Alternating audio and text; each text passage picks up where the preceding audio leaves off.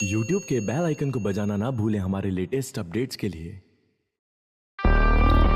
यह बात तो आपने सुनी ही होगी कि नागमणि एक ऐसी चीज होती है कि वो जिसको मिल जाए तो वो आदमी रातों रात अमीर हो जाता है और वो जो करना चाहे वो कर सकता है। पर क्या ऐसा होता है कि जिस आदमी को नागमणि मिली हो वो अमीर हुआ हो और उसने जो मांगा हो उसको मिल गया हो?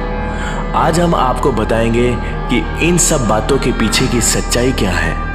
नागमणि नागों के पास क्यों होती है और क्यों आदमी आज तक नागमणि को नहीं पा सका।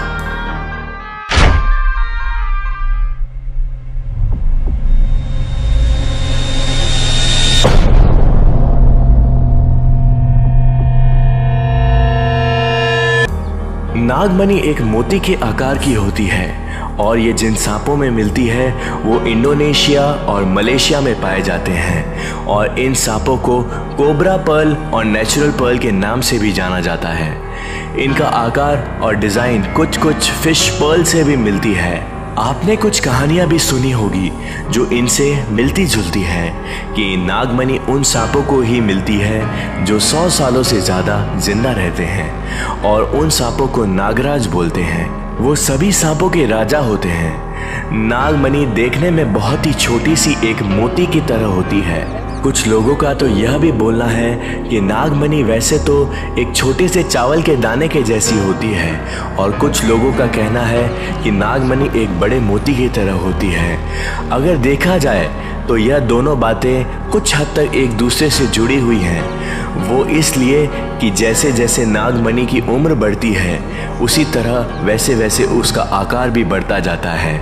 लोगों का मानना है कि नागमणि की इतनी चमक होती है कि एक अंधेरे कमरे में रोशनी का प्रकाश कर देती है। जैसे जैसे उसकी उम्र बढ़ती है उसकी रोशनी भी बढ़ती चली जाती है। वैसे तो नागमणि को लेकर सबकी अलग अलग बातें हैं। कुछ लोग मानते हैं कि जब स्वाति नक्षत्र में बारिश होती है और उस बारिश की एक बूंद सांप के मुंह में चली जाती है तो नागमणि बन जाती है। और कुछ लोगों का मानना है कि जब स्वाति नक्षत्र में ओस पड़ती है तो उस पानी से नागमणि बनती है। नागमणि होती है या नहीं ये किसी को नहीं पता, या ये बस एक केवल कहानी है, और अगर होती है तो सच क्या है। ये बातें हम काफ़ी टाइम पहले से सुनते आ रहे हैं कि नागमणि होती है, तो क्या फिर आज तक हम इस बात का सच क्यों नहीं पता लगा सके हैं। कुछ लोग यह भी मानते हैं कि जब सांप नागमणि को अपने सर पर रखकर ओस की एक बूंद पीता है उस समय उस सांप को कोई आदमी देख ले तो आदमी जिंदगी के लिए कभी भी गरीब नहीं होता। लोग यह भी बोलते हैं कि जब कोई नाग 100 सालों तक किसी को नहीं डसता है तब जाकर उसको नागमणि मिलती है। पर अगर ये बात है तो फिर कोई नाग बिना कुछ खाए कैसे जिंदा रह सकता है। लोगों ने यह भी सुना है कि जब नाग बहुत बूढ़ा हो जाता है तब जाकर उसे नागमणि मिलती है और वो उस नागमणि की मदद से अपना जीवन यापन करता है और खाने को हासिल कर पाता है।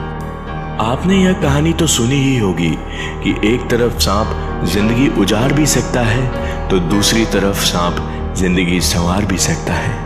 इस कहानी में कितनी सच्चाई है ये तो हम नहीं जानते, परंतु जो सामने है उसे हम ठुकरा भी नहीं सकते। अगर आपको हमारा ये वीडियो पसंद आया हो तो लाइक करें, शेयर करें, सब्सक्राइब करना बिल्कुल भी ना भूलें।